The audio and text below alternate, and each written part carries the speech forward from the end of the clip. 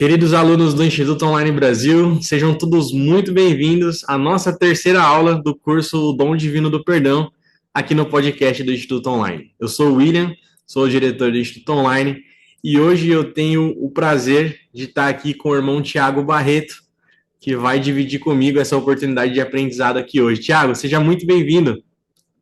Obrigado, William. Prazer estarmos juntos, meu amigo, novamente. É bom podermos desfrutar desse espírito que permeia essas aulas, esses momentos do Instituto juntos aqui, né? Muito obrigado, Tiago. Eu agradeço mais uma vez de todo o coração por você ter aceitado esse convite. Bom, para a gente iniciar, como de praxe, Tiago, gostaria que você pudesse se apresentar, falar um pouquinho sobre você, para que os nossos alunos possam te conhecer. Fica à vontade, fala de onde você é, onde você nasceu, sua experiência de trabalho no SEI. Enfim, fica à vontade para dividir com a gente um pouquinho sobre quem é o Tiago Barreto. Tá bom. Meu nome é Tiago Barreto, sou natural de Salvador, Bahia. Tenho 37 anos, sou casado com a Ana Paula. Temos dois filhos, o Levi, de 14 anos, e o João, de 9 anos. Sempre tive no meu coração o desejo de poder trabalhar com ensino, estar com as pessoas, aprender juntos, estudar juntos. Eu era um daqueles chamados rato de instituto, sabem o que é isso, né? Aquela pessoa que ama estar no instituto. Então, para mim, estar no instituto sempre foi uma experiência maravilhosa. Fui convidado a ser diretor de instituto aqui em Salvador no ano de 2018. 2018. Estou atualmente como coordenador do Seminário Instituto na região da Bahia, no interior da Bahia, cuidando do seminário em Salvador e do Seminário Instituto no interior da Bahia. Se eu pudesse dizer para vocês o que me deixa mais feliz em vida, com exceção de estar com minha família, meus filhos, é estar com vocês, jovens do Instituto. E eu não falo isso de praxe, de confete. Assim, Deus sabe do meu coração e sabe como eu amo vocês. Existem muitas pessoas neste mundo. Quando eu falo muitas, pessoas reais que se preocupam com vocês, que abdicam de sua vida, de seu tempo, digamos assim, para poder encontrar uma forma de conectar vocês a Jesus Cristo e ajudar vocês a sentirem que não estão sozinhos, sejam solteiros ou casados. Existem pessoas que realmente estão não só preocupadas, mas interessadas em vocês. Saibam disso. Eu acho que conheço um pouco o William, ele serviu missão na minha ala algum tempo atrás, não vou falar quanto tempo, vocês não ficarem calculando a idade do William também, mas assim, ele sem dúvida é uma dessas pessoas que amam estar com vocês, que abre a mão de muitas coisas para poder se certificar de que Deus tenha um homem ou uma mulher, no caso, que ele possa confiar para conectar seus filhos a ele. Então, que bom estarmos aqui. Meu sentimento, eu espero muito que essa experiência que a gente vai ter hoje seja uma oportunidade. Eu não acho que eu e o irmão William temos algo significativo para ensinar para vocês, mas Jesus Cristo tem. E se nós conseguirmos, durante esse podcast, nos conectarmos ao Senhor e fazermos aquelas perguntas simples: Senhor, o que o Senhor deseja falar para mim hoje? O que eu preciso sentir hoje? E permitir, literalmente, que o Espírito fale com você, é muito provável, falo isso com muita humildade, é muito provável que você sinta o amor de Deus por você nesse podcast hoje. Porque o que estamos fazendo aqui, estamos fazendo por amor. Eu acho que quando uma pessoa faz algo por amor e outro escuta com a intenção de amor, é match, né? É difícil não dar certo.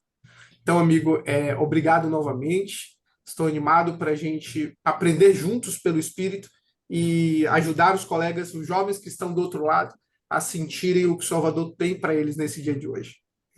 Obrigado, Tiago. É muito bom estar aqui com o Tiago. Como ele disse, né, a gente tive o privilégio de estar com ele quando eu era um missionário e nunca vou me esquecer as lições valiosas que eu pude aprender com ele. Vocês vão, com certeza, como ele falou, com muita humildade, o Espírito vai testificar das verdades que nós vamos falar aqui hoje. É interessante, Tiago, que recentemente eu li uma citação do Elder Bednar, que ele falou que muitas vezes ele tem uma designação como apóstolo, e ele falou que às vezes o Senhor manda ele para o outro lado do mundo para encontrar uma pessoa. Porque o Senhor, ele fala, é assim o trabalho do Senhor. E eu quero testificar que hoje, se um dos nossos alunos eles tiverem uma experiência em que o Senhor falar com eles, nós vamos ter cumprido a nossa missão aqui, de realmente chegar no seu coração, queridos alunos que estão nos acompanhando.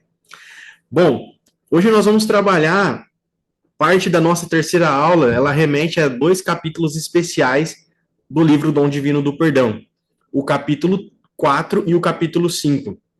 O capítulo 4, o título é Um Exemplo Poderoso das Escrituras. E nesse capítulo, Tiago, o Elder Anderson, ele começa nos dizendo que quando nós precisamos de coragem para fazer algumas coisas na nossa vida, quando nós precisamos superar obstáculos, dificuldades, nós vamos sempre às Escrituras e vamos encontrar um poder que vai nos ajudar com a superar esses desafios, a ter coragem para prosseguir com firmeza em Cristo.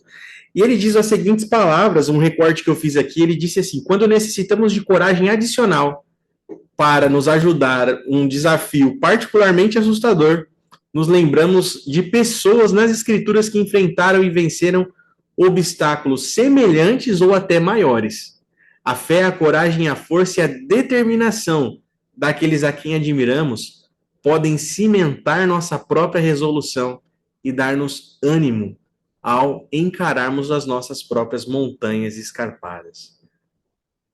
Então é nesses momentos que nós que nós olhamos para as Escrituras buscando essa coragem e vamos perceber, como o Elder Anderson disse, pessoas que tiveram desafios semelhantes, até mesmo maiores, que vão nos dar essa força.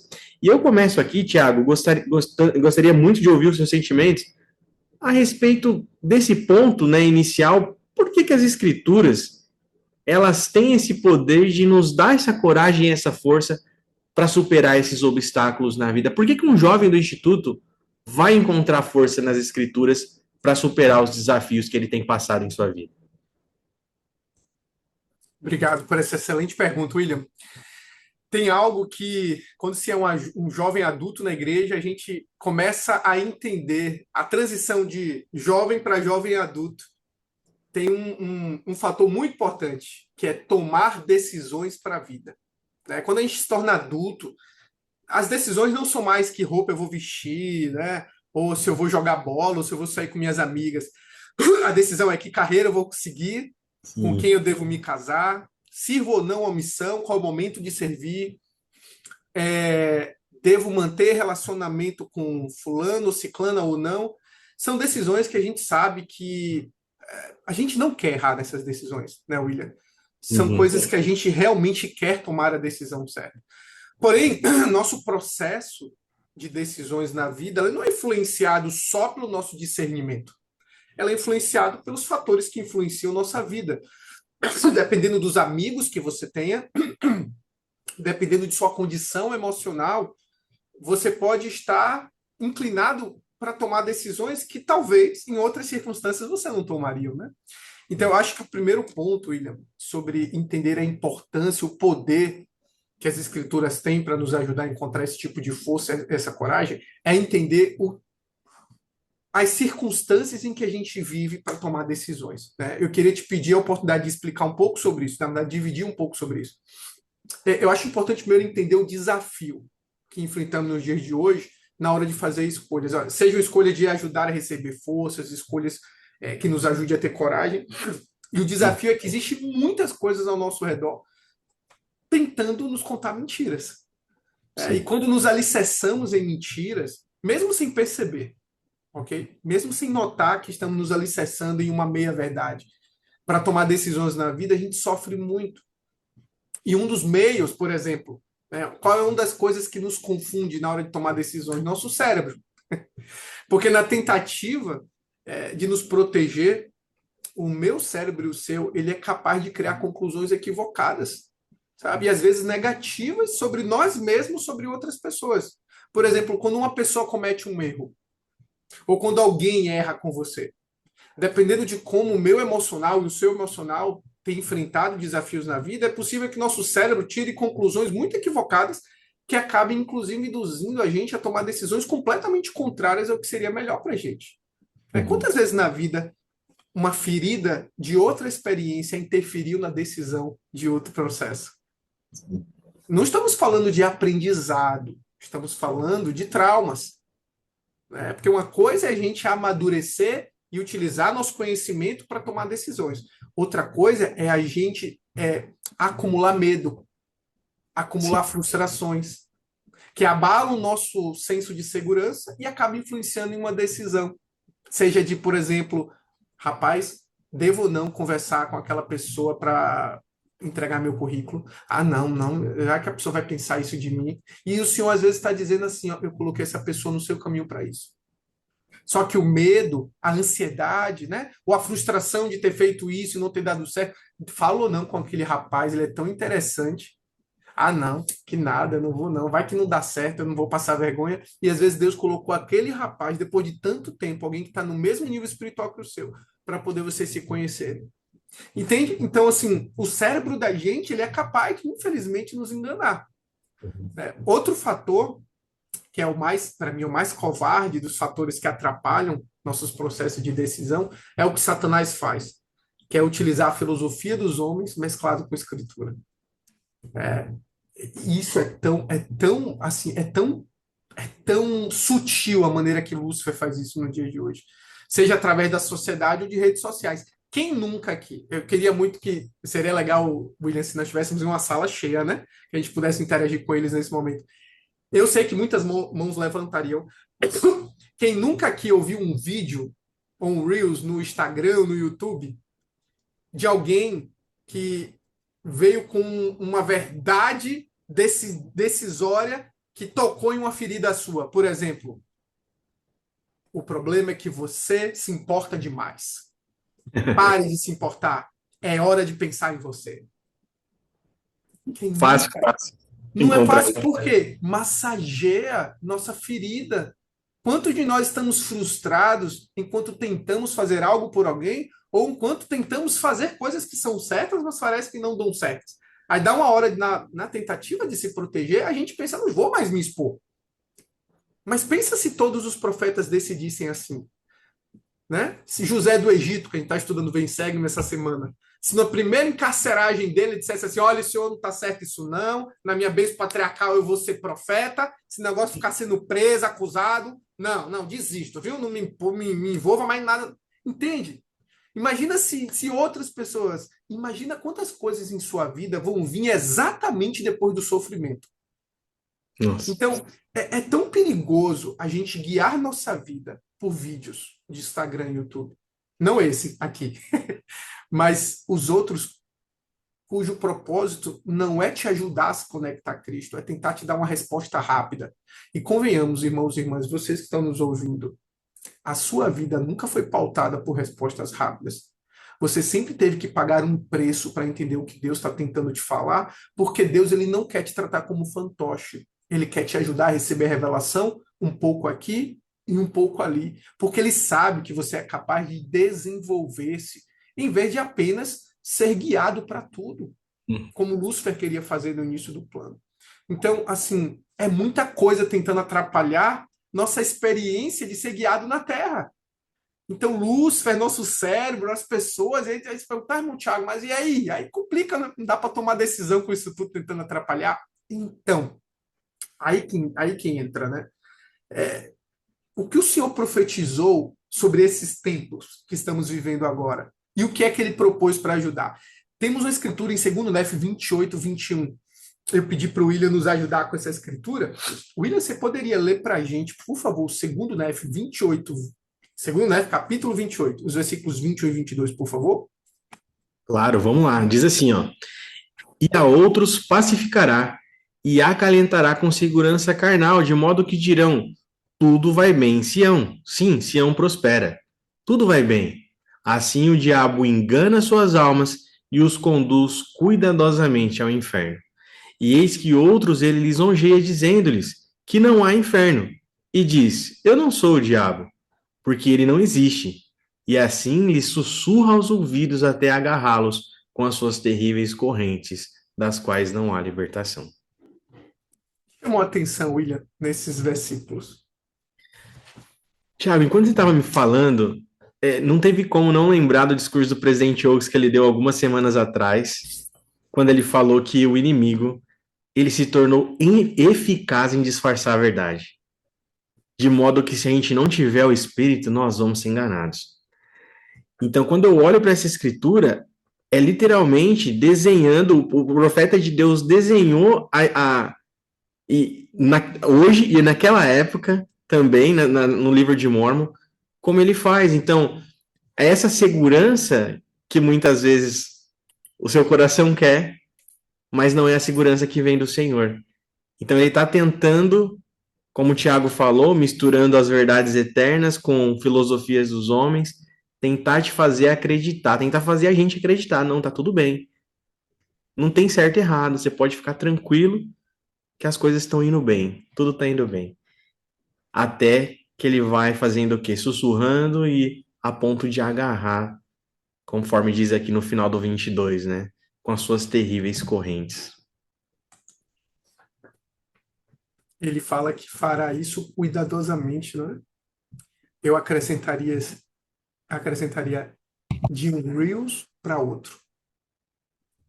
Quantas vezes a gente está preso naquela corrente de um Reels para outro, como se estivéssemos esperando uma resposta de Deus, ou uma cura para nossa frustração, para o nosso desafio emocional, né? Uma resposta para um ego que está ferido, que a gente não consegue se abrir sobre este assunto, mas que às vezes, talvez aquele vídeo daquele canal ou aquela coisa vai tocar naquele ponto. Por favor, eu não estou dizendo aqui que Deus não é capaz de utilizar redes sociais para responder orações. Quem sou eu? Mas eu acredito honestamente, eu te faço uma pergunta sincera. Será que não existe uma outra fonte que Deus designou especialmente para cuidar de suas feridas? Por exemplo, vamos abrir em 1 João 8, 31 a 32, para ver o que o Senhor falou sobre como nos libertar dessas correntes.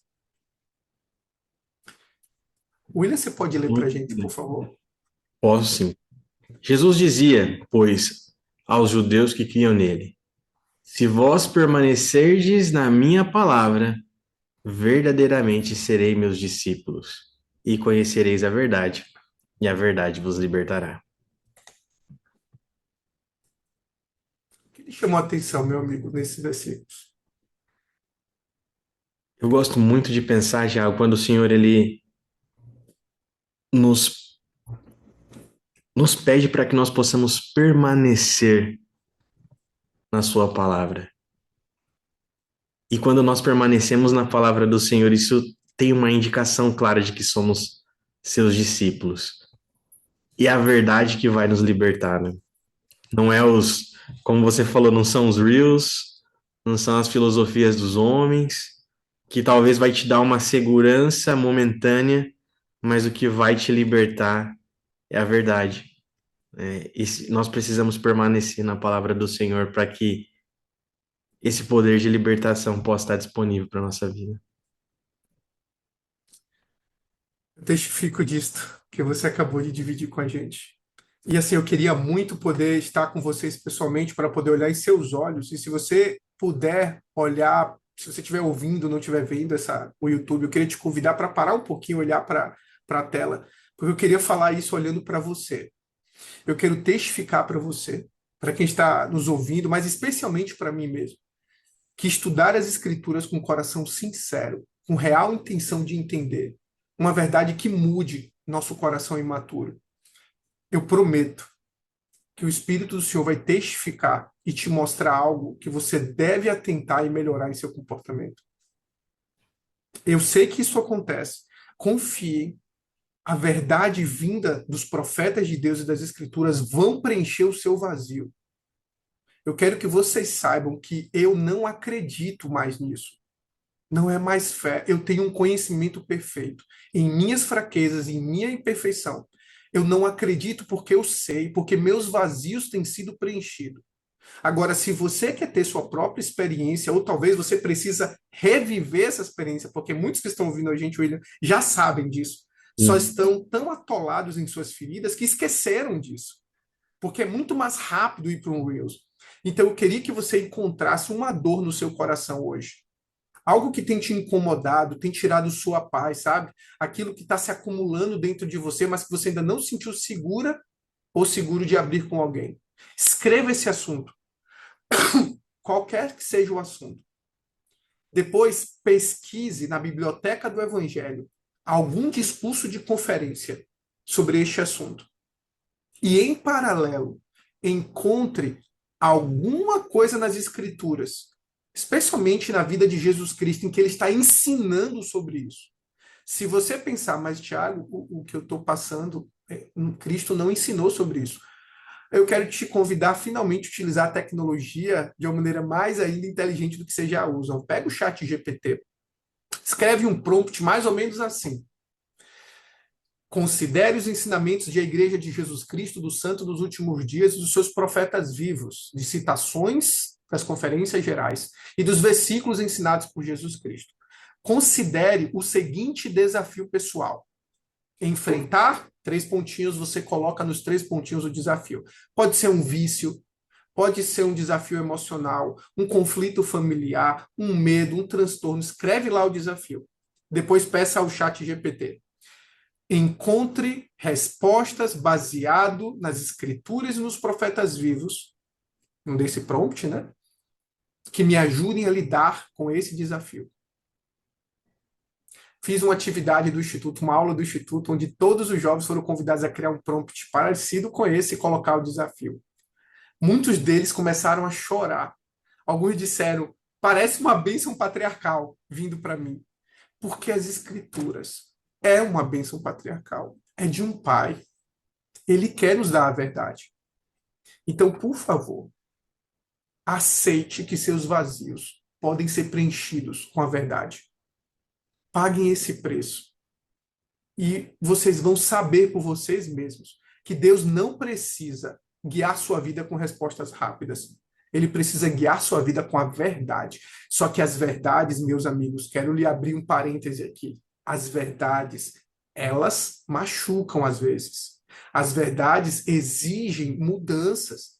As verdades esclarecem coisas que, a priori, não acreditamos que está errado. Então, permita que Deus prevaleça pesquisando essas dores por meio das Escrituras. Amigo, eu não sei se fez sentido o que eu tentei dividir. Completamente, Thiago. Quero pedir licença para pegar uma. Eu estava estudando essa semana esse livro maravilhoso, que é o livro Lições do Coração, um livro que foi escrito pelo presidente Nelson. E quando você começou a falar sobre a verdade, isso aqui não estava no script, mas eu quero compartilhar porque faz muito sentido, né? Porque o Thiago falou que a verdade ela é eterna e ela vai trazer para você respostas para aquilo que você precisa. O presidente Nelson ele dividiu o seguinte sobre esse capítulo que chama Descubra o Poder da Lei Divina. Ele disse o seguinte: as verdades absolutas são completamente confiáveis, até mesmo em controvérsias, elas não mudam. Isso significa que procedimentos e práticas baseados em leis divinas funcionarão sempre. Não tem como dar errado, queridos amigos. As escrituras, elas são a verdade, imutável. Quando nós confiamos nela, nós vamos com certeza encontrar preenchimento para os vazios, como o Tiago falou, que eles existem em nossa vida. Diante disso, Tiago, e pensando, obrigado por todos esses sentimentos que você dividiu. Agora pensando um pouquinho em você, você consegue se lembrar em um momento que você encontrou forças na sua vida por meio das escrituras e que, de tantas vezes, como você falou, desse conhecimento profundo, mas uma experiência que você poderia dividir com os nossos amigos, os nossos alunos, que você encontrou forças, coragem para prosseguir com firmeza em Cristo? Com certeza, meu amigo. Na verdade, é uma experiência que tem acontecido. Particularmente ontem e hoje. Ontem, eu recomecei o estudo do livro de Mórmon. Eu estou animado com o Velho Testamento, porque é o livro, honestamente, que eu amo de coração. Mas o Espírito do Senhor me convidou já tem alguns dias, me dizendo, precisamos conversar à luz dos versículos do livro de Mórmon. Eu disse, tá bom, eu parei de brigar, né? E aceitei que eu preciso voltar a ler o livro de Mórmon esses dias. Eu comecei ontem. Lembra quando nós falamos que estudar as Escrituras, como o Senhor falou, ele disse que a palavra dele vai nos dar a verdade, e a verdade vai nos libertar. É literal. Não está dizendo que a verdade vai resolver todos os nossos problemas, que a verdade vai nos dar emprego imediato, que a verdade vai nos dar um futuro na marido. Não é isto que o Senhor está prometendo. O Senhor está prometendo libertação. E por que o Senhor promete libertação? Porque o Senhor nos deu algo poderoso aqui na terra que chama-se arbítrio. E se tem uma coisa que corrompe nosso arbítrio, é o medo, é a dúvida, não é verdade? É Com as certeza. frustrações. Olha quanta coisa atrapalha nosso processo decisório. E Deus sabe que o crescimento, as bênçãos, os milagres, depende com toda certeza muito mais de nosso arbítrio do que dele, porque ele tem poder para fazer. Então ele precisa que nós tomemos atitudes. Só que essas coisas querem reduzir nosso arbítrio. Então ele nos dá a verdade para a gente se libertar e a gente voltar a ter a opção de agir. Olha que interessante, né? Agora eu tenho a opção de seguir o meu medo, mas eu tenho a opção de seguir a verdade. Pronto. Agora você está livre para agir. Percebe como libertação tem a ver com arbítrio? Estarmos Perfeito. livres de novo, né? Poxa, agora pô, ok, eu tenho minha ansiedade, eu tenho minha depressão, mas agora eu sei a verdade. Eu estou livre para tomar decisões que eu não tomaria se eu não soubesse dessas coisas. Só que apenas saber não liberta. Mostra o caminho da libertação. Vamos em Doutrina e Convênios 46:7, que tem a ver com a pergunta que você fez, meu amigo. Em Doutrina e Convênios 46:7 diz o seguinte: é o convite do Senhor depois que você encontra a verdade. Sabe, depois daquela aula do instituto, depois que o William dá aquela aula que você sente aquele espírito e fala, nossa, isso foi para mim. Olha o que o Salvador fala no 46:7. Tem desordem, porém, de em todas as coisas pedir a Deus, que dá liberalmente. E aquilo que o Espírito vos testificar, na aula do instituto, na reunião sacramental, na escola dominical, no seu estudo pessoal, assim quisera eu quem? Não é Joseph, não é Oliver Cowdery, não é William nem o irmão Tiago. Assim quisera eu, o seu Deus, o seu Salvador, que fizesses em toda santidade de coração, andando retamente perante mim, refletindo sobre o resultado de vossa salvação, fazendo todas as coisas com oração e ação de graças. Ponto 1. Então, o que o Salvador nos convida depois que a gente recebe uma revelação ou uma inspiração? Agir. Siga. Ah, mas eu tenho vergonha. Eu vou com você. É isso que ele está dizendo. Eu estou, se eu te falei, como é que um pai vai pedir para um filho fazer algo e virar as costas? Lembrem disto. Ele está dizendo, eu vou. Ah, mas eu tenho vergonha. É normal. Se você não tivesse, eu não estava te pedindo para fazer. Eu estou te pedindo porque você tem desafios. Só que não se vence desafios estudando desafios. Se vence desafios enfrentando desafios. Sim. Senhor, me ajuda com minha timidez. O Senhor vai te expor para você vencer a timidez. Senhor, me ajuda a perdoar. O Senhor vai te colocar em situações de conflitos para você aprender a perdoar. É enfrentando que a gente desenvolve, não estudando sobre. Estudar sobre é sobre entender como fazer. É diferente de resolver. E aí, depois que Uhum. ele diz siga, né, faça com santidade, ele nos dá um alerta. O que acontece se a gente não segue essas inspirações? Ele diz, para que não sejais. Qual é a palavra que está aí? Seduzidos. Por espíritos malignos, ou pela doutrina de demônios, ou Mandamentos de homens. porque alguns são de homens e outros são de demônios. Olha que coisa interessante, que verdade a gente aprende. Nem tudo que passa pela nossa mente vem de Lúcifer. Tem coisas que é do homem natural. Tem ideias em nossa mente que não são de Satanás. É do homem natural que viveu a vida com seus desafios, né? A gente tentando encontrar solução. Então, essa coisa de a gente receber uma revelação e dizer assim, depois eu faço isso, é uma coisa boa a ser feita e não faz, começa a sedução do homem natural, dos espíritos malignos, porque Satanás está vendo, ele sabe quando Deus está conversando com o filho. Seu semblante muda. E o plano de Lúcifer, já que ele não pode impedir que você receba a revelação, descarado, recebeu a revelação, opa lá, agora eu preciso o quê? Que a escritura diz? Seduzindo. Aí agora posso colocar um pouquinho de pimenta? Pra já. Quem Como um bom nunca teve, baiano.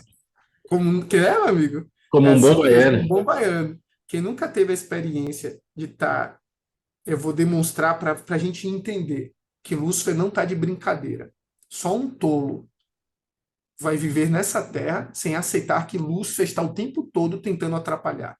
A gente está lá estudando as escrituras, dá para ver daí, Uhum.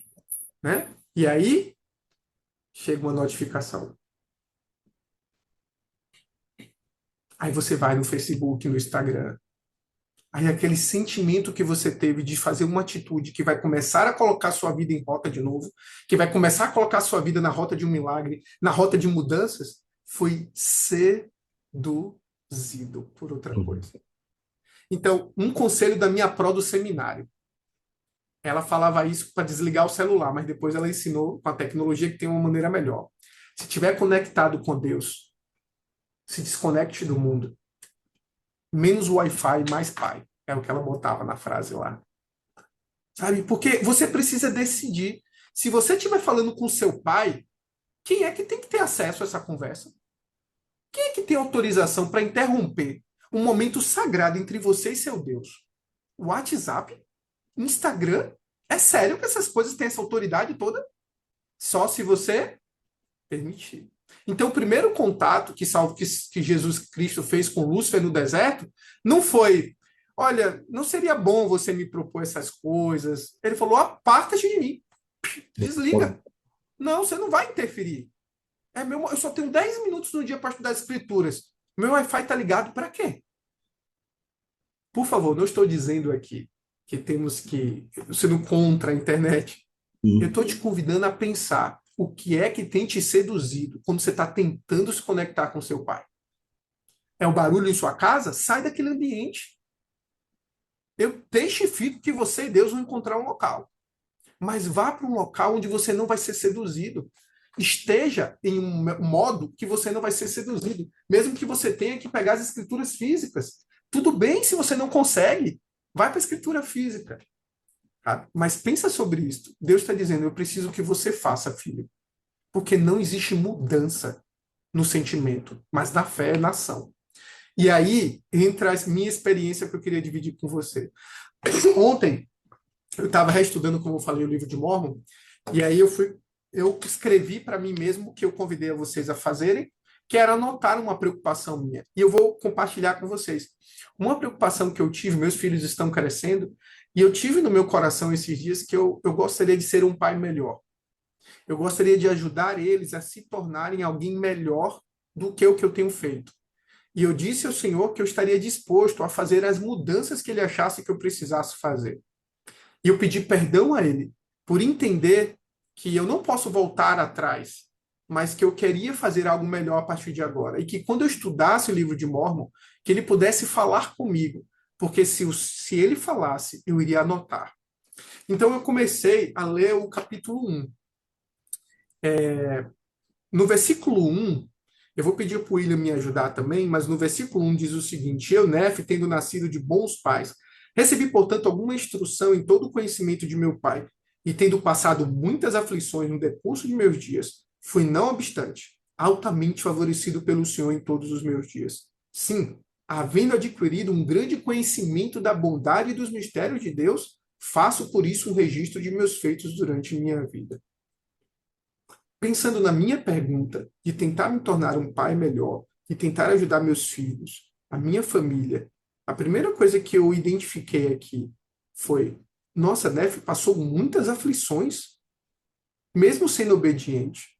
Ele passou muitas aflições.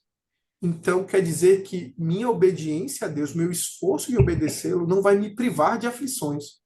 Isso não é a coisa, não é o tipo de coisa que vocês gostariam de ouvir em um podcast, eu sei, mas é uma verdade. Lembra que eu falei que algumas verdades podem não ser confortáveis? Mas isso talvez não explique alguns desafios em nossa vida hoje? Coisas que a gente poderia dizer: mas por que isso está acontecendo comigo se eu servir missão? Mas por que eu enfrento esse desafio se eu pago o dízimo, faço isso, faço aquilo? Aí você lê o versículo 1 e automaticamente Deus te ensina essa verdade. Filho, eu te amo, mas sua obediência não vai impedir as aflições a chegarem. para que a gente não se torne um masoquista, né? Alguém acostumado na dor e achando que dor é algo normal, ele nos diz o motivo. No mesmo versículo ele diz: sim, havendo adquirido um grande conhecimento da bondade e dos mistérios de Deus. Sofrer sem Deus é completamente diferente de sofrer com Deus. Sofrer sem Deus possivelmente vai gerar todo tipo de frustração que pode, infelizmente, desenvolver vários outros problemas. Mas sofrer com Deus vai te ajudar a adquirir grande conhecimento da bondade e dos mistérios de Deus. Olha que coisa poderosa. Seguindo isso, no versículo 5, você pode ler para a gente o 5 e o 6, William, por favor? Posso sim, diz assim: portanto, aconteceu que meu pai Leí, enquanto seguia o seu caminho, orou ao Senhor, sim, de todo o coração em favor de seu povo. E aconteceu que enquanto ele orava ao Senhor, apareceu uma coluna de fogo que permaneceu sobre uma rocha diante dele. E foi muito que ele viu e ouviu. Tremeu e estremeceu intensamente por causa das coisas que viu e ouviu. Trazendo para a vida do irmão Tiago,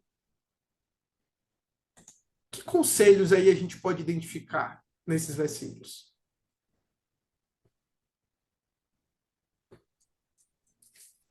O que é que o pai aí dessa família fez? É um homem que orava de todo o coração, né, buscando a direção do Senhor. A primeira coisa que o Espírito me perguntou foi isso, William.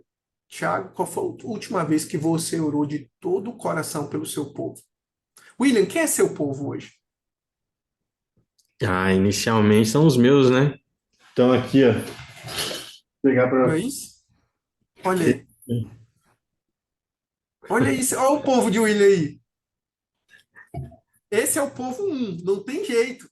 É o primeiro povo que o Senhor cobrará dele. A partir disso, a gente tem outros povos, né, que o Senhor nos dá. Por exemplo, o seu jovem do Instituto com certeza. são seu povo. Seus professores são seu povo. Mas falando sobre nossa família, pelo menos no meu caso, o Espírito me perguntou qual foi a última vez que você orou de todo o coração por cada um do seu povo. E eu me dei conta, meus amigos, que eu não lembro da última vez que eu tinha feito uma oração por cada um deles em uma mesma oração. E aí ontem eu senti o Espírito falando isso, anotei, mas não fiz. Cheguei hoje de manhã aqui na sede do Instituto e quando fui estudar o livro de Mórmon, o Espírito, lembra que você prometeu que iria fazer tudo o que eu pedisse? Comece a fazer o que você recebeu. Aí eu me ajoelhei nessa cadeira que eu estou aqui e comecei a citar o nome de cada um de minha família e orar individualmente por cada um, o que eu sentia por cada um deles, os medos que eu tinha por cada um deles. Eu não sei quanto tempo essa oração demorou. Mas o versículo 6 fala uma coisa. O que foi que aconteceu aí no versículo 6, William? Uma coluna de fogo apareceu, né? E permaneceu sobre a rocha. Quem era essa coluna de fogo? Com certeza era o Senhor, né? Precisa uma coluna de fogo aparecer para Deus se comunicar com a gente? Mas qual é a verdade que a gente aprende? Quando você ora de todo o coração pelo seu povo, Deus se manifesta. E Deus começou a falar em meu coração. Você precisa priorizar isto. Quando chegar em casa, faça isso. O estudo das Escrituras mude dessa forma. E eu sentei e comecei a anotar. O versículo 7 diz que Leí voltou para casa e se jogou na cama e ficou ponderando, impactado com a experiência. Depois ele diz que abriu-se uma nova visão. Quer dizer que o Senhor tinha mais revelação. Conseguem perceber o impacto disso para minha família e para minha vida? Como é que posso não acreditar nessas coisas? Como é que isso não vai preencher meu vazio? Está acontecendo comigo que está aqui há 600 anos antes de Cristo. Então, eu queria testificar isso, meu amigo. As escrituras preenchem vazios. Deus fala com a gente. Talvez a maioria de nós precisamos sair do modo interessante, Senhor, para o modo fala que eu anoto. E eu vou tentar fazê-lo ainda hoje. Agora, se eu puder fazer. Ok? Era isso que eu queria dividir sobre essa pergunta, meu amigo. Tiago, nossa, Que experiência sagrada. Obrigado por dividir ela com a gente, com os nossos alunos. Tenho certeza que eles puderam sentir assim como vão sentir, né? Assim como eu estou sentindo aqui o Espírito testificar dessas verdades. E dentro disso, Tiago, o Elder Anderson citou esse exemplo poderoso das Escrituras, porque justamente nelas nós podemos encontrar histórias de diversas pessoas que tiveram suas vidas transformadas pelo Salvador à medida que elas colocaram em prática aquelas coisas que elas sentiram. Em especial tem a história do povo de Antinefilei. É um povo que tinha uma vida iníqua, uma vida com toda sorte de iniquidades, mas decidiu, depois de um contato com o Senhor, que eles seriam transformados para sempre.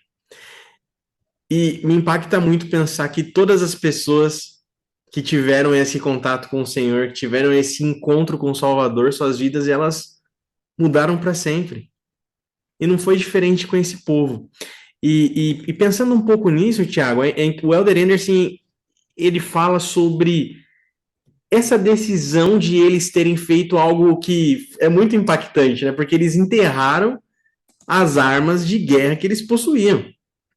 Olha, o Senhor deu esse privilégio de a gente se tornar limpo de novo. As nossas espadas, elas se tornaram brancas agora. Nós vamos correr o risco de pegar nelas de novo e voltar a fazer aquilo que nós fazíamos antes? Não, nós não vamos fazer isso. Um por um, eles foram lá, colocaram suas espadas e enterraram elas como um sinal para Deus de que eles jamais voltariam a fazer as coisas que eles tinham feito em um momento anterior. O Elder Anderson fala, Tiago, que essa deve ser a mesma atitude que nós devemos ter em relação a coisas que nós abandonamos na nossa vida.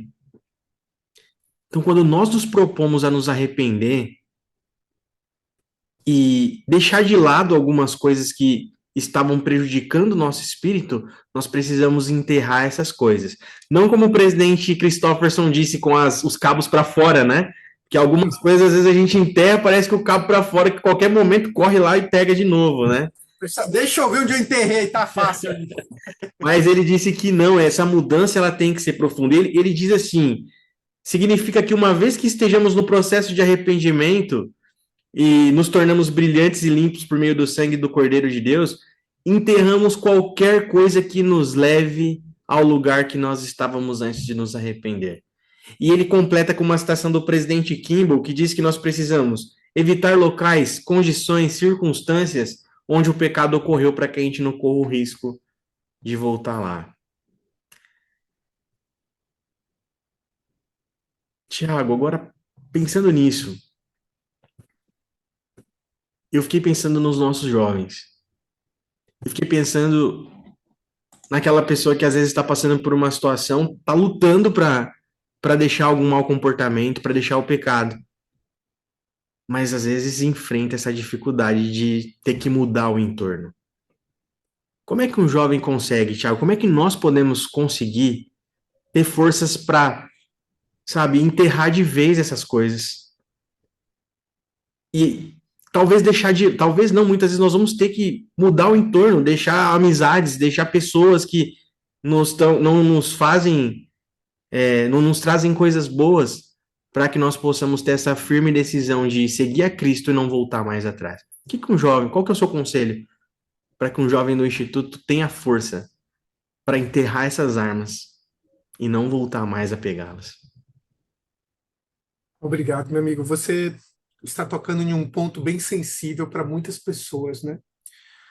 Porque existe pelo menos dois grupos de pessoas.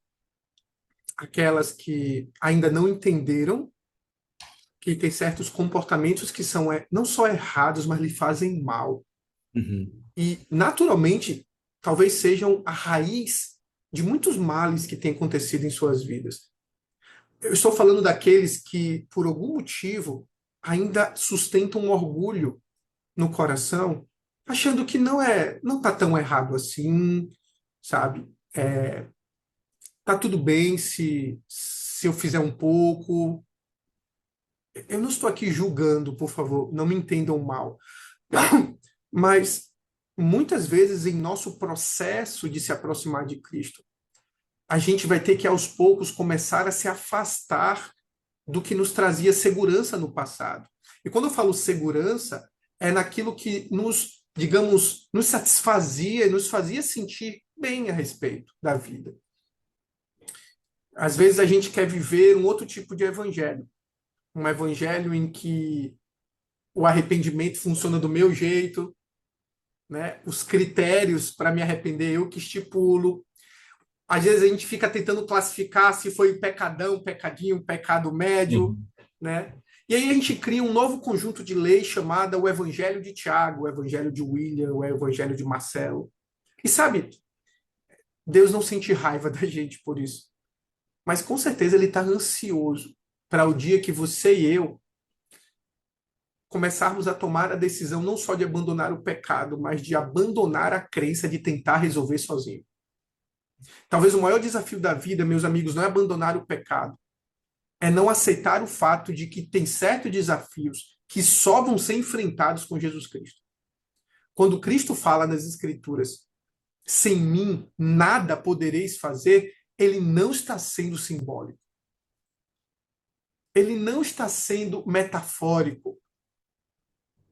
Ele está dizendo, sabe, tem coisas em sua vida que você nem merecia ter vivido isso. Tem vícios que você desenvolveu em sua vida que você foi exposto a coisas que você não escolheu na sua infância. Você tem que lidar com frustrações ou mágoas que não foi você o causador dessas dores. E hoje você tem que lutar contra isso.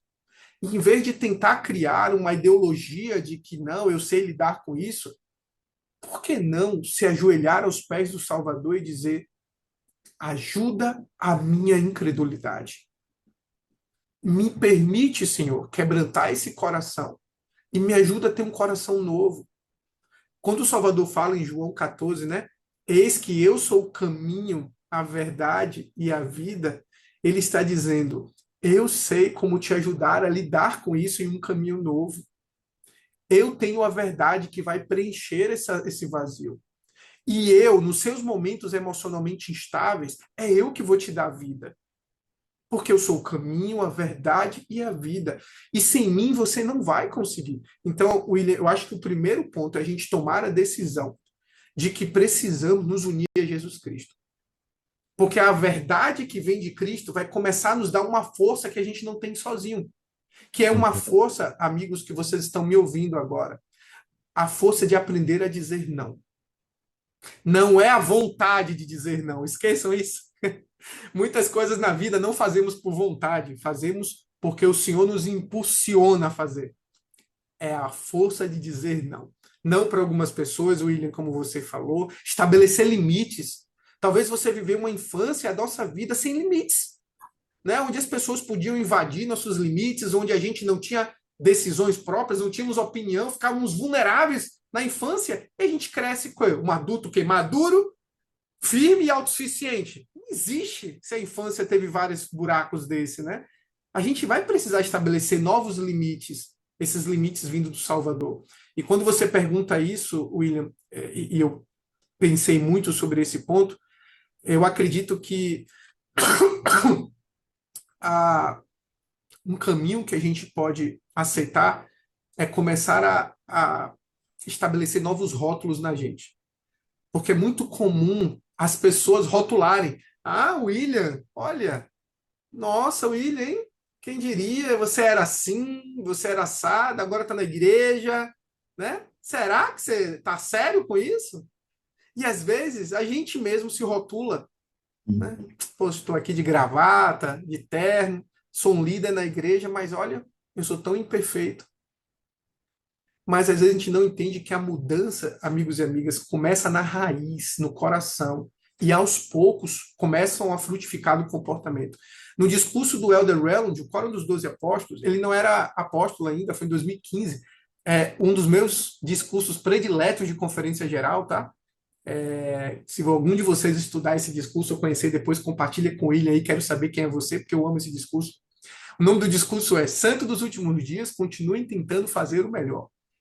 Tem uma grande, mais bonita, né? E o Elder Relland compartilhou uma história interessante que William Shakespeare escreveu. É uma comédia chamada Como Lhe Aprouver, escrita por um dramaturgo, né, que é ele, o William Shakespeare. E ele retrata uma mudança dramática na vida de um jovem. Eu vou relatar rapidamente, William, se você me permite, essa pequena história, porque eu acho Claro. que ela é tão poderosa, sabe? Conta o seguinte, ó, um irmão mais velho tenta mandar matar seu irmão mais novo. Mesmo sabendo disso, o irmão mais novo salva seu irmão perverso de ser morto. Quando o irmão mais velho descobre essa compaixão que ele não merecia, ele se transforma completamente e para sempre, vivenciando o que ele chama de conversão. William Shakespeare escreveu isso.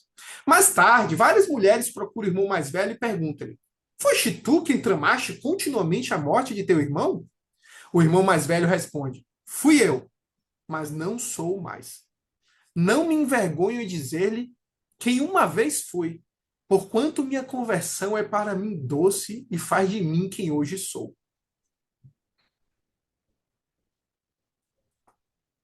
Às vezes, amigos, algumas pessoas, ou até nós mesmos, vamos olhar para nossas imperfeições e dizer: olha, você ainda tem essas imperfeições.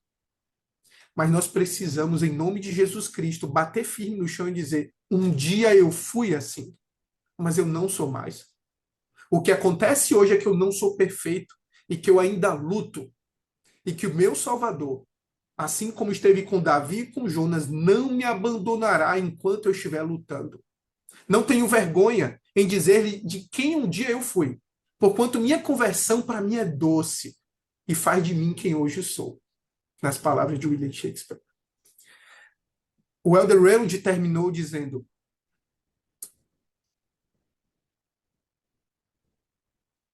não desistam de acreditar na mudança. Então, amigos, é sobre isso, sabe? É sobre não permitir que Satanás nos convença que nossa luta não tem valido a pena. Agora tem um ponto 2, William. Quando a gente volta a cometer os erros. Normalmente, amigos, a maioria dos erros que cometemos enquanto estamos tentando fazer a coisa certa, eles são o fruto de quem está tentando fazer a coisa certa. Eu lembro que quando eu era um bispo, era muito comum eu receber os jovens, né? E eu vou falar para vocês algo que um jovem me permitiu. Eu lembro que um sentou na minha mesa e falou assim: Bispo, é tão difícil para mim vencer o desafio que eu tenho. E na época ele tinha um desafio com pornografia. Ele disse: eu não tenho conseguido, eu preciso de ajuda. Eu disse: e você veio aqui me contar por quê? Ele disse: eu não queria te contar. Eu fiquei com medo de você perder o respeito por mim. Vários pensamentos me passaram à mente, e um deles é: o bispo nunca mais vai confiar em você. O bispo nunca mais vai te amar. O que ele vai pensar de você quando você fizer isso? E quando ele terminou de falar, o meu coração estava tão cheio de amor por ele.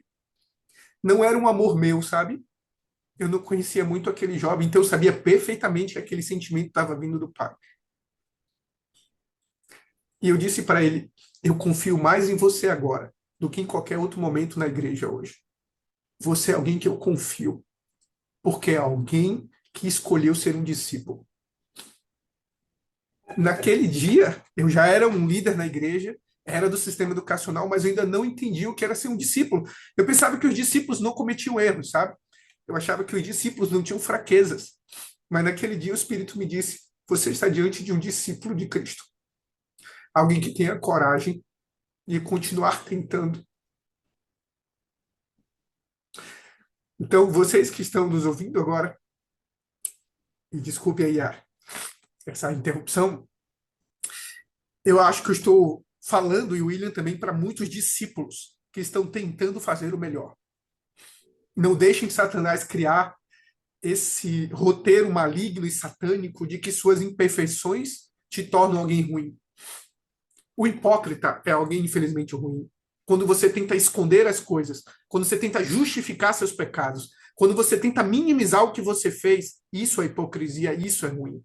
Mas quando você se ajoelha diante de cada queda e pede a Deus para: Senhor, não desista de mim, me ajude a continuar, eu te amo, eu aceito o processo, só não desista de mim.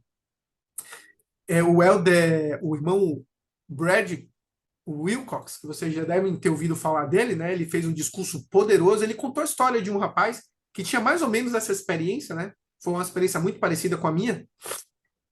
E quando esse rapaz decidiu contar para o bispo dele, o bispo, ele falou, bispo, mas eu sou um hipócrita, porque ainda não consigo vencer. E esse líder respondeu no discurso do irmão Wilcox. Ele disse, você não é hipócrita porque tem um mau hábito que está tentando abandonar. Você só seria hipócrita se escondesse, mentisse ou tentasse se convencer de que o problema é da igreja por manter padrões tão elevados. Ser honesto sobre suas ações e dar os passos para seguir em frente não é ser hipócrita, é ser um discípulo. Palavra das autoridades gerais.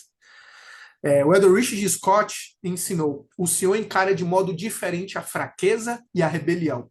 Quando ele fala de fraquezas, é sempre com misericórdia. Olha que verdade doce. Isso não preenche nossos vazios? Nossa. Quantos de nós nos sentimos hipócritas quando, na verdade, estamos tentando ser discípulos? Essa perspectiva deu esperança a Damon, que é o nome do rapaz. Ele percebeu que Deus não estava dizendo, Damon fez besteira novamente. Em vez disso, ele provavelmente estava dizendo, veja o quanto Damon conseguiu progredir. Esse jovem finalmente parou de abaixar a cabeça com vergonha ou de buscar desculpas e racionalizações. Ele olhou para o alto buscando ajuda divina e a encontrou. Damon disse, a única vez em que eu tinha me voltado para Deus no passado foi para pedir perdão, mas agora também pedi graça. Seu poder capacitador. Nunca havia feito isso antes. Hoje, passo muito menos tempo me odiando pelo que fiz e muito mais tempo amando Jesus pelo que ele fez. Considerando o tempo que Damon lutava com esse problema, era inútil e irreal para os pais e líderes ajudá-lo a dizer nunca mais, tão rapidamente, ou a definir arbitrariamente algum padrão de abstinência para ser considerado digno. Em vez disso, eles começaram com metas pequenas e alcançáveis. Eles se livraram das expectativas do tudo ou nada e se concentraram no crescimento gradativo, o que permitiu a Damon construir uma série de sucessos em vez de uma série de fracassos. Ele, como povo escravizado de Lime, aprendeu que poderia, aos poucos, prosperar. O Elder Christofferson, que agora é membro da presidência, ensinou, quando lidamos com algo demasiadamente grande, talvez tenhamos de trabalhar nele em porções pequenas e diárias. A incorporação de hábitos novos e saudáveis em nosso caráter ou a superação de maus hábitos ou vícios muito frequentemente significa um esforço diário, seguido de outro no dia seguinte, e depois outro e mais outro. Talvez por muitos dias ou até por meses e anos, mas podemos fazê-lo, porque podemos recorrer a Deus para a ajuda necessária a cada dia. É por isso que caía maná diário e não semanal. Então, amigo, eu não sei se fez sentido, William, para a pergunta que você fez. Tiago, perfeito. Só quero testificar dessas verdades. Deus tem poder para ajudar a gente a enterrar as nossas armas e nos tornarmos semelhantes a Ele. Cristo tem um poder. E muito obrigado, Tiago, por dividir essa experiência tão sagrada com a gente. Foi perfeita. E, queridos alunos, nesse ponto da nossa aula, encaminhando para o final, eu gostaria que vocês pudessem responder lá no nosso formulário de frequência. Nós temos 3 perguntas, eu quero fazer 2 dessas perguntas e depois vou fazer a pergunta final após encerrarmos. A primeira pergunta, quando nós falamos sobre as escrituras, gostaria que você pudesse colocar no formulário qual escritura já te ajudou a ter coragem. Conta pra gente lá, eu gostaria que você pudesse citar 1 ou 2 escrituras que já te ajudou a ter coragem em um momento de dificuldade ou te ajudou a superar um obstáculo. A nossa segunda pergunta, eu gostaria que você pudesse, nós falamos aqui sobre armas que precisamos enterrar. Quais são algumas dessas armas dos dias de hoje que nós temos que enterrar para seguir Jesus Cristo mais plenamente? Quero muito que você possa também compartilhar seus sentimentos no segundo campo de perguntas.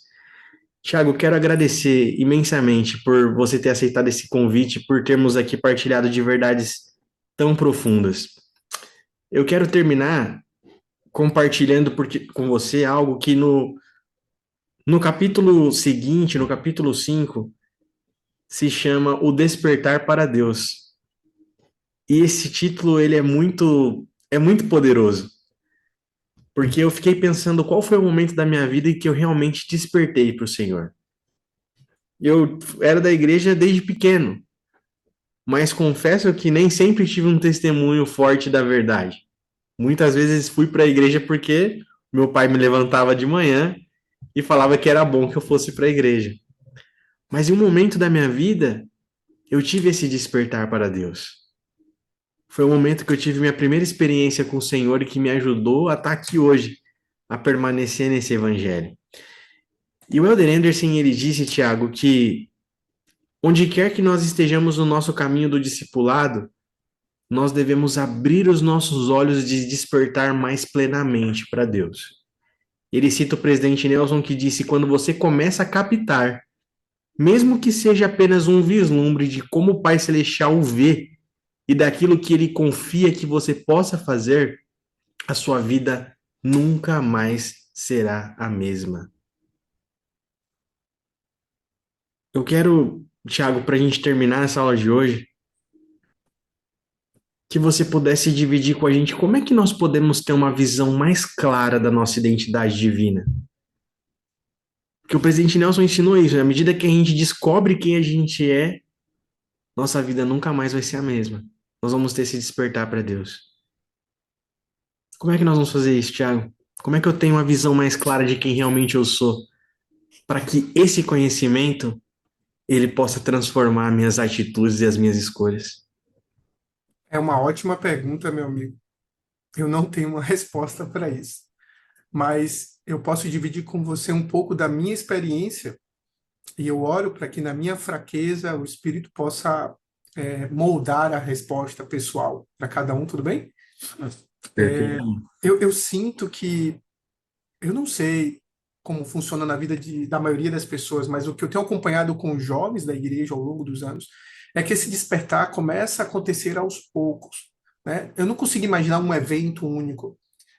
Eu sei que Paulo teve um evento de despertar, né? Mas a maioria dos outros personagens das Escrituras vivenciaram vários eventos acontecendo. A gente vê Pedro, por exemplo, né? Ele é chamado para ser apóstolo, mas ele vai despertando aos poucos, né?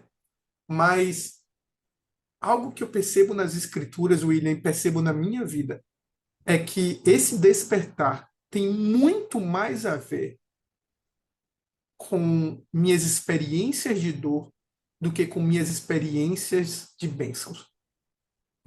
Por exemplo, na sua vida, meu amigo, se você olhar para trás, na sua vida pessoal, qual foram os momentos que mais te amadureceram e te conectaram a Cristo? Os momentos em que você foi abençoado por algo ou no momento que você enfrentou uma dor junto com Ele? Ah, com certeza foi os momentos em que eu realmente enfrentei uma dor com ele, sem dúvida alguma. Então, isso, pelo menos para mim, William, me ensina algo. Eu preciso aprender a lidar com minhas dores. Uhum. Como uma pessoa que quer despertar para Deus. Eu acho, amigos e amigas, que você que está nos ouvindo agora no final, precisamos começar a pensar com um pouco mais de espiritualidade sobre nossos sofrimentos. Não estou, por favor, tentando romantizar o sofrimento, tá? Não estou tentando dizer que certas dores, sofrimentos, doenças são boas ou são gratificantes, não é isso. Mas eu fico pensando que se Deus é um Deus amoroso, ele é, não é condicional, não é se, né? É uma ironia de minha parte. Ele com certeza está ciente de nossas dores.